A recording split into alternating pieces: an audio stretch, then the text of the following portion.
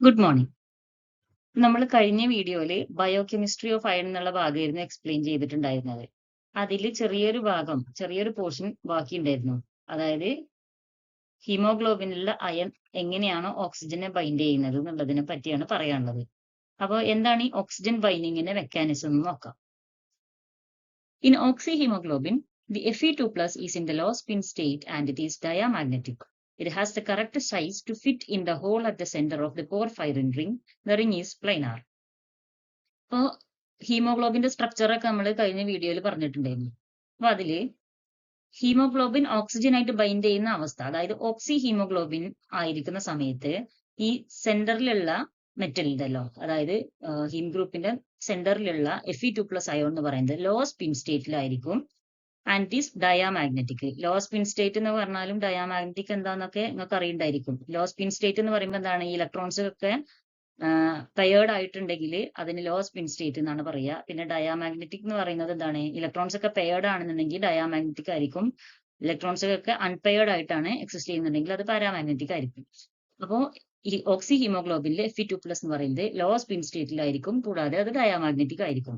അങ്ങനെ ഈ law spin സ്റ്റേറ്റിൽ ഇരിക്കുന്ന സമയത്ത് അല്ലെങ്കിൽ ഓക്സി ഹീമോഗ്ലോബിനിലുള്ള Fe2+ന്റെ സൈസ് എന്ന് പറയുന്നത് ആ ഹീം ഗ്രൂപ്പിലുള്ള പോർഫൈറിൻ റിങ്ങിന്റെ സെന്ററിലുള്ള ഹോളിൽ കറക്റ്റ് ഫിറ്റ് ചെയ്യുന്ന തരത്തിലായിരിക്കും. അതായത് അതിന്റെ ഹോളിന്റെ സൈസും Fe2+ന്റെ സൈസ് എന്ന് പറയുന്നത് കമ്പയറബിൾ ആയിരിക്കും. അപ്പൊ Fe2+ന് കറക്റ്റ് ആയിട്ട് എന്താണ്, ഈ പോർഫൈറിൻ റിങ്ങിന്റെ സെന്ററിൽ കറക്റ്റ് ആയിട്ട് ഫിറ്റ് ചെയ്തിരിക്കാൻ പറ്റും. അങ്ങനെ വരുമ്പോൾ റിംഗ് എന്ന് പറയുന്നത് പ്ലൈനാർ ആയിരിക്കും, റിജിഡ് ആയിരിക്കും. പ്ലൈനാർ ആകുമ്പോൾ Fe2+ഉം ഈ പോർഫൈറിൻ റിംഗ് സിസ്റ്റം ഒക്കെ എന്താണ്, same പ്ലെയിനിലായിരിക്കും. Then in deoxyhemoglobin, the Fe2+ is in the high spin state and is paramagnetic. The size of the Fe2+ ion is increased when it changes from low spin to high spin state. So it does not fit into the hole at the center of the porphyrin and is situated 0.7 to 0.8 angstrom above the ring. Angstrom എന്നാണ് കേട്ടോ. അതിന്റെ മേലെ ഒരു ചെറിയൊരു ഒരു ഡോട്ടും കൂടി വരക്കാണ്ട്. ഇപ്പൊ deoxy ഹീമോഗ്ലോബിനില് Fe2+ എന്താണ്, ഹൈ സ്പിൻ സ്റ്റേറ്റിലായിരിക്കും. അതായത് എല്ലാ ഇലക്ട്രോൺസും അല്ലെങ്കിൽ ഇലക്ട്രോൺസ് ഒക്കെ എന്താണ്, അൺപെയർഡ് ആയിരിക്കും. സിംഗിൾ, അതായത് ഓരോ ഓർബിറ്റലും സിംഗിൾ ഇലക്ട്രോൺസ് ഉണ്ടായിരിക്കുള്ളൂ. അപ്പൊ എല്ലാം അൺപെയർഡ് ഇലക്ട്രോൺസ് ആയിരിക്കും. And is paramagnetic. അങ്ങനെ അൺപെയർഡ് ഇലക്ട്രോൺസ് ആണെന്നുണ്ടെങ്കിൽ ആ സിസ്റ്റം പാരാമാഗ്നറ്റിക് ആയിരിക്കും. Then the size of Fe2+ ions increased. അതുകൊണ്ട് തന്നെ അപ്പൊ എന്താണ്, ഹൈ സ്പിൻ സ്റ്റേറ്റിലാകുമ്പോൾ Fe2+ന്റെ സൈസ് എന്ന് പറയുന്നത് കുറച്ചും കൂടി കൂടും. when it changes from low spin to high spin state. അതായത് ഓക്സി ഹീമോഗ്ലോബിനിൽ ലോ സ്പിൻ സ്റ്റേറ്റിലായിരുന്നു Fe2+ ഉണ്ടായിരുന്നത്. അത് ഡിയോക്സി ഹീമോഗ്ലോബിനിലേക്ക് അല്ലെങ്കിൽ ഓക്സിജൻ റിമൂവ് ചെയ്ത് കഴിയുമ്പോൾ, ഓക്സിജൻ Fe2+ ആയിട്ട് ബൗണ്ട് ചെയ്തിട്ടുള്ള ഓക്സിജൻ റിമൂവ് ചെയ്യുന്ന സമയത്ത് ലോ സ്പിൻ സ്റ്റേറ്റിൽ നിന്നും ഹൈ സ്പിൻ സ്റ്റേറ്റിലേക്ക് ചേഞ്ച് ചെയ്യും. അങ്ങനെ Fe2+ന്റെ സൈസ് കുറച്ച് ഇൻക്രീസ് ചെയ്യും. That is 0.7 to 0.8 angstrom above the ring. Haem അല്ലെങ്കിൽ പോർഫൈറിൻ റിംഗ് സിസ്റ്റത്തിൽ നിന്നും 0.7 to 0.8 angstrom പൊങ്ങിയിട്ടായിരിക്കും എന്ത് Fe2+ സിറ്റുവേറ്റ് ചെയ്തിട്ടുണ്ടായിരിക്കുക ഡിയോക്സി ഹീമോഗ്ലോബിനിൽ. Then the presence of oxygen changes the electronic arrangement of Fe2+ and also changes the shape of the complex from square pyramidal to octahedral. അപ്പൊ deoxy haemoglobin ആയിരിക്കുന്ന സമയത്ത് നമ്മൾ പറഞ്ഞു എങ്ങനെ Fe2+ എന്ന് പറയുന്നത് ആ പോർഫൈറിൻ റിംഗ് സിസ്റ്റത്തിന്റെ ആ പ്ലെയിനിൽ നിന്നും കുറച്ച് പൊങ്ങിയിട്ടായിരിക്കും ഉണ്ടായിരിക്കുക എന്നുള്ളത്. അപ്പൊ അതിന്റെ ഷേപ്പ് എന്ന് പറയുന്നത് സ്ക്വയർ പിരമിഡൽ ഷേപ്പ് ആയിരിക്കും. ഒരു സ്ക്വയർ പിരമിഡൽ ഷേപ്പ് എന്ന് പറയുമ്പോൾ നമ്മൾ ഈജിപ്തിലെ പിരമിഡ് ഒക്കെ കണ്ടിട്ടില്ല, അതേ ഷേപ്പ് ആയിരിക്കും. അതായത് കുറച്ച് പൊങ്ങിയിട്ടായിരിക്കും ഉണ്ടാവുക Fe2+. ദെൻ അത് എന്തായിരിക്കും, അപ്പൊ ഓക്സിജൻ ബൈൻഡ് ചെയ്യുന്നതോട് കൂടി ഡിയോക്സി ഹീമോഗ്ലോബിനിലേക്ക് ഓക്സിജൻ ബൈൻഡ് ചെയ്യുന്നതോട് കൂടി അതിന്റെ ഇലക്ട്രോണിക് അറേഞ്ച്മെന്റ് ചേഞ്ച് ചെയ്യും. അതായത് ലോ സ്പിൻ സ്റ്റേറ്റിൽ നിന്നും ഹൈ സ്പിൻ സ്റ്റേറ്റിലേക്ക് മാറും. പ്രസൻസ് ഓഫ് ഓക്സിജൻ ബൈൻഡ് ചെയ്യുമ്പോൾ ഹൈ സ്പിൻ സ്റ്റേറ്റിൽ നിന്നും ലോ സ്പിൻ സ്റ്റേറ്റിലേക്ക് മാറും. കൂടാതെ ഷേപ്പ് എന്ന് പറയുന്നത് എന്താണ്, സ്ക്വയർ പിരമിഡിൽ നിന്നും ഒക്ടാഹെഡ്രലിലേക്ക് മാറും.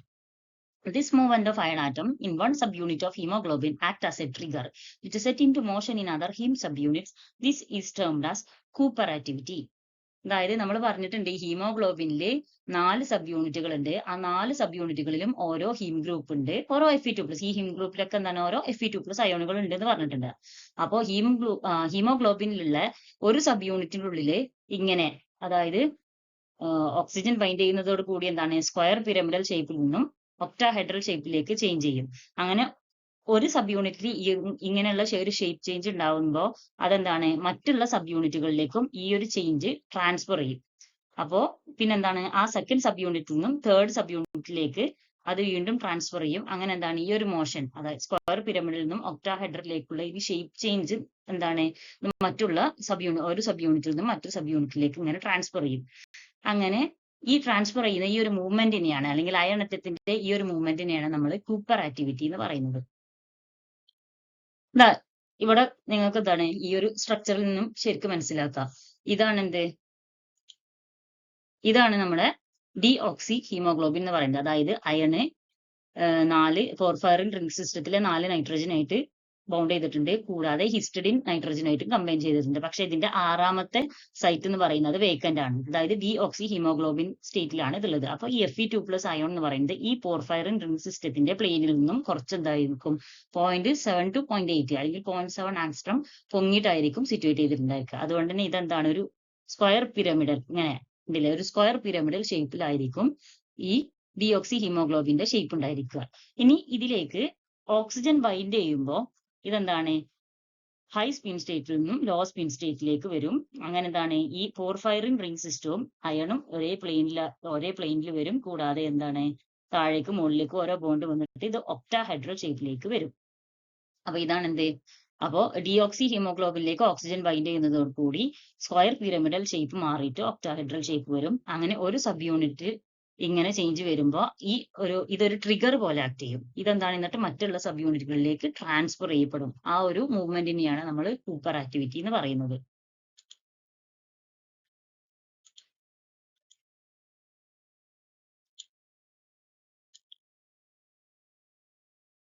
Under acidic pH, the equilibrium between deoxyhemoglobin and oxyhemoglobin is shifted in the direction of deoxygenation process. This is called Bohr effect. അതായത് ഈ ഡിയോക്സി ഹീമോഗ്ലോബിന്റെയും ഓക്സി ഹീമോഗ്ലോബിന്റെ ഇടയിൽ ഒരു ഇക്വിലിബ്രിയം എക്സിസ്റ്റ് ചെയ്യുന്നുണ്ട്. നമുക്കറിയാം എന്താണ്, ഡിയോക്സി ഹീമോഗ്ലോബിൻ പറയുമ്പോൾ ഓക്സിജനായിട്ട് ബൈൻഡ് ചെയ്തിട്ടില്ല. അപ്പൊ ലങ്സിൽ നിന്ന് എന്താണ്, ഓക്സിജനായിട്ട് ബൈൻഡ് ചെയ്യും. പിന്നെ അത് മസിൽസിൽ എത്തിയിട്ട് ഓക്സിജനെ റിമൂവ് ചെയ്യും. അപ്പൊ അങ്ങനെ എന്താണ്, ഡിയോക്സി ഹീമോഗ്ലോബിനും ഓക്സി ഹീമോഗ്ലോബിനും തമ്മിലൊരു ഇക്വിലിബ്രിയം ഉണ്ടായിരിക്കും. മുന്നത്തെ വീഡിയോയിൽ നമ്മൾ ശരിക്കും പറഞ്ഞിട്ടുണ്ട്. അപ്പോൾ നമ്മളിപ്പോ മസിൽസിൽ അല്ലെങ്കിൽ ഒരു ടിഷ്യൂസിൽ, ഏതെങ്കിലും ഒരു ബോഡി ടിഷ്യൂസിൽ എത്തിക്കഴിഞ്ഞാൽ അവിടെ എന്താണ്, സെല്ലുലാർ റെസ്പിറേഷൻ വഴി ഓക്സിജൻ ഒക്കെ കൺസ്യൂം ചെയ്തിട്ട് കാർബൺ ഡൈ ഓക്സൈഡ് പുറത്തേക്ക് വിട്ടിട്ട് കാർബൺ ഡൈ ഓക്സൈഡിന്റെ കോൺസെൻട്രേഷൻ വളരെ കൂടുതലായിരിക്കും. അങ്ങനെ വരുമ്പോൾ എന്താണ്, pH എന്ന് പറയുന്നത് അസിഡിക് pH ആയിരിക്കും. നമുക്കറിയാം കാർബൺ ഡൈ ഓക്സൈഡ് എന്ന് പറയുന്നത് എന്താണ്, വെള്ളത്തിലൊക്കെ ഡിസോൾവ് ചെയ്താൽ കാർബോണിക് ആസിഡ് ആണ് ഫോം ചെയ്യുന്നത്. അതുകൊണ്ട് തന്നെ കാർബൺ ഡൈ ഓക്സൈഡ് എന്ന് പറയുന്നത് അസിഡിക് ആണ്. അപ്പോൾ സെല്ലുകളിൽ എന്തായിരിക്കും, pH എന്ന് പറയുന്നത് അസിഡിക് pH-ലായിരിക്കും. അതുകൊണ്ട് തന്നെ equilibrium between deoxy haemoglobin and oxy haemoglobin എന്ന് പറയുന്നത് ഡിയോക്സിജനേഷൻ പ്രോസസ്സിലായിരിക്കും കൂടുതൽ നടക്കുക. എന്താണ്, കാരണം സെല്ലുകളിലെ ഓക്സിജന്റെ നെസസിറ്റി എന്ന് പറയുന്നത്, അല്ലെങ്കിൽ റിക്വയർമെന്റ്, അതിന്റെ ആവശ്യകത കൂടി വരുന്ന സമയമായിരിക്കും. അപ്പൊ എന്താണ്, അവിടെ ഓക്സി ഹീമോഗ്ലോബിനിൽ നിന്നും ഓക്സിജനെ റിമൂവ് ചെയ്തിട്ട് ഡിയോക്സി ഹീമോഗ്ലോബിനിലേക്ക് മാറും. അതായത് ഡിയോക്സിജനേഷൻ പ്രോസസ്സിലേക്കായിരിക്കും ഇക്വിലിബ്രിയം ഷിഫ്റ്റ് ചെയ്യുക. ഈ ഒരു പ്രോസസ്സിനെയാണ് ബോർ ഇഫക്റ്റ് എന്ന് പറയുന്നത്, അല്ലെങ്കിൽ ബോർസ് ഇഫക്റ്റ് എന്ന് പറയുന്നത്. In oxyhemoglobin, the oxygen is bound to the hemoglobin unit in a bend and on fashion. അതായത് നമ്മള് ഹീമോഗ്ലോബിനിലുള്ള അയൺ എങ്ങനെയാണെന്നുണ്ടെങ്കിൽ, ഈ അയണിലെ 6ാമത്തെ സൈറ്റിലേക്ക് ഓക്സിജൻ ബൈൻഡ് ചെയ്യും. ഓക്സിജൻ നമുക്കറിയാം O അല്ല, O2 മോളിക്യൂൾ ആണ് അല്ലെ. അപ്പൊ ഇത് ഇങ്ങനെ ഒരു ബെൻഡ് ഷേപ്പിലായിരിക്കും. ഇങ്ങനെ കണ്ടോ, FeO എന്ന് പറയുന്നത് ഒരു ബെൻഡ് എൻഡ് ഫാഷനിലായിരിക്കും ഓക്സിജൻ ബൗണ്ട് ചെയ്തിട്ടുള്ളത്. അത് ഈ ഒരു FeOO ബോണ്ട് ആംഗിൾ എന്ന് പറയുന്നത് 130 ഡിഗ്രി ആയിരിക്കും. എന്താണ്, FeOO ആംഗിൾ എന്ന് പറയുന്നത് about 130 ഡിഗ്രി ആയിരിക്കും.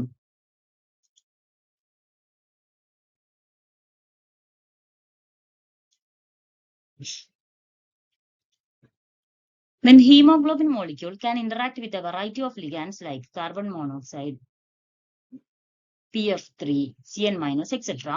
These molecules are toxic, but because they become attached to the iron atoms of hemoglobin. നമ്മൾ ഹീമോഗ്ലോബിനിലെ അയൺ എന്ന് പറയുന്നത് എന്താണ്, ഓക്സിജൻ ആയിട്ട് ബൈൻഡ് ചെയ്തിട്ട് അത് മസിൽസിൽ എത്തിക്കുക എന്നാണ്, അല്ലെങ്കിൽ മസിൽസിൽ അല്ലെങ്കിൽ ബോഡിയിലുള്ള ഡിഫറെന്റ് സെല്ലുകളിൽ എത്തിക്കുക എന്നുള്ളതാണ് ഹീമോഗ്ലോബിന്റെ ഫംഗ്ഷൻ എന്ന് പറയുന്നത്. ഈ ഹീമോഗ്ലോബിനെ ഓക്സിജൻ വാട്ടർ മോളിക്യൂൾ മാത്രമായിട്ടല്ല, വേറെ ഒരുപാട് ലിഗാൻഡുകളായിട്ടും ഇന്ററാക്ട് ചെയ്യാനുള്ള പോസിബിലിറ്റി ഉണ്ട്, അല്ലെങ്കിൽ എബിലിറ്റി ഉണ്ട്. അപ്പൊ ഹീമോഗ്ലോബിൻ എന്താണ്, കാർബൺ മോണോക്സൈഡ്, ട്രൈഫ്ലോറോഫോസ്ഫീൻ അല്ലെങ്കിൽ PF3, CN-, സൈനൈഡ് അയോൺസ്, ഇതൊക്കെ ആയിട്ട് എന്താണ് ഇന്ററാക്ട് ചെയ്തിട്ട് ബോണ്ട് ഫോം ചെയ്യാനുള്ള പോസിബിലിറ്റി ഉണ്ട്, അല്ലെങ്കിൽ എബിലിറ്റി ഉണ്ട്. ദീസ് മോളിക്യൂൾസ്, ഈ കാർബൺ മോണോക്സൈഡ് PF3 CN- എന്നൊക്കെ പറയുന്നത് ഭയങ്കര ടോക്സിക് ആയിട്ടുള്ള, ഇപ്പൊ സയനൈഡ് എന്ന് പറയുന്നത് നിങ്ങൾക്ക് അറിയാം അല്ലെ, പോയിസൺ ആണ്. അപ്പൊ എന്താണ്, ഇതൊക്കെ ഭയങ്കര ടോക്സിക് ആണ്. അത് ടോക്സിക് ആവാനുള്ള കാരണം എന്ന് പറയുന്നത് ഓക്സി ഹീമോഗ്ലോബിൻ അല്ലെങ്കിൽ ഹീമോഗ്ലോബിന് ഓക്സിജൻ ആയിട്ട് ബൈൻഡ് ചെയ്യുന്നതിനേക്കാൾ സ്ട്രോങ് ആയിട്ടായിരിക്കും ഈ ഹീമോഗ്ലോബിൻ ഇത്തരത്തിലുള്ള ടോക്സിക് ആയിട്ടുള്ള കാർബൺ മോണോക്സൈഡ് PF3 CN- അയോണായിട്ടൊക്കെ ഇന്ററാക്ട് ചെയ്യുന്നത്, അല്ലെങ്കിൽ ബോണ്ട് ഫോം ചെയ്യുന്നത്. അതുകൊണ്ട് തന്നെ എന്താണ്, ഇവര് ഹീമോഗ്ലോബിനിൽ ബൈൻഡ് ചെയ്ത് കഴിഞ്ഞാൽ അവിടുന്ന് വിട്ടു പോകാനുള്ള ടെൻഡൻസി കുറവായിരിക്കും.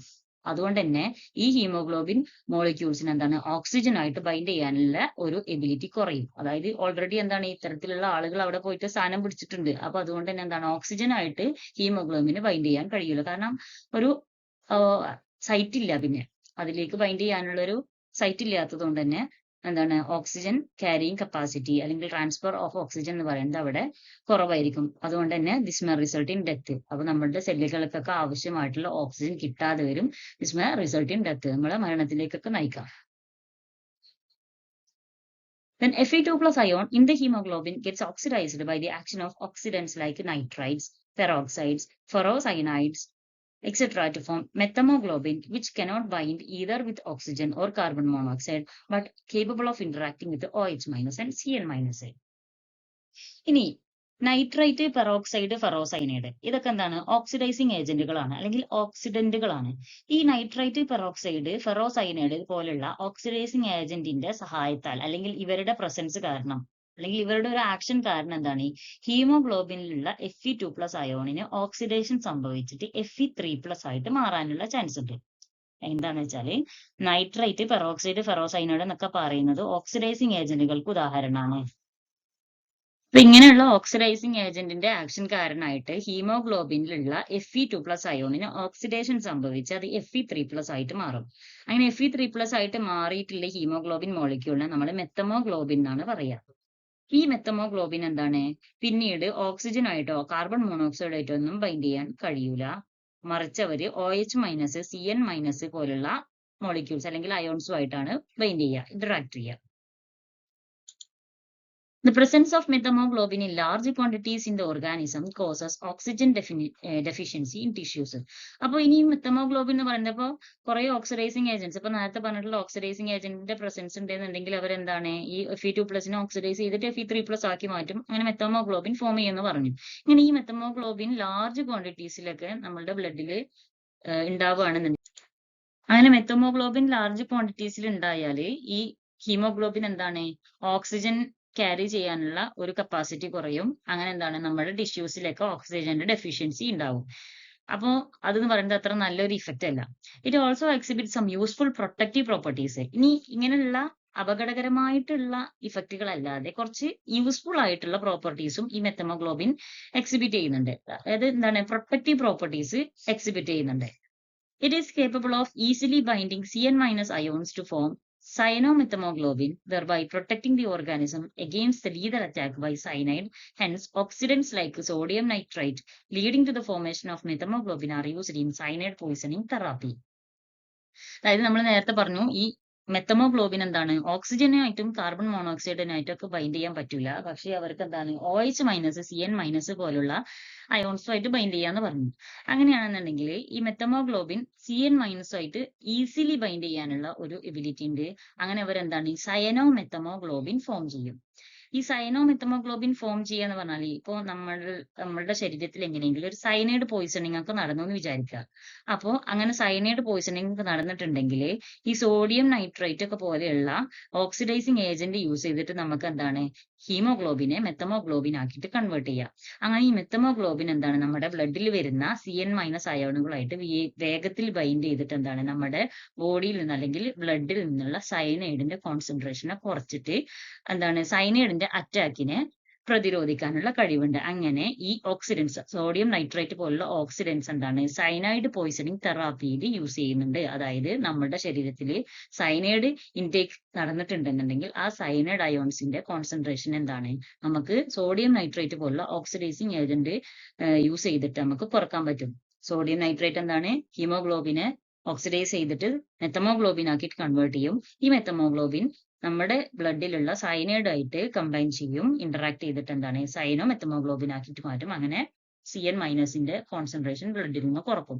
അങ്ങനെ സയനൈഡ് പോയിസണിങ്ങിനെതിരെ അല്ലെങ്കിൽ സയനൈഡ് പോയിസണിങ് തെറാപ്പി വേണ്ടിയിട്ട് നമുക്ക് യൂസ് ചെയ്യാം.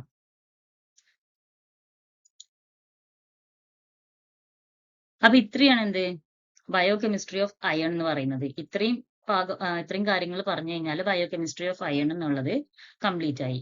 ഇനി എന്താണ് നമുക്ക് പറയാനുള്ളത്? ഫോട്ടോസിന്തസിസ് ആണ്. ഫോട്ടോസിന്തസിസ് നമുക്ക് അടുത്തൊരു വീഡിയോയിൽ കൂടുതലായിട്ട് ഡിസ്കസ് ചെയ്യാം. Thank you.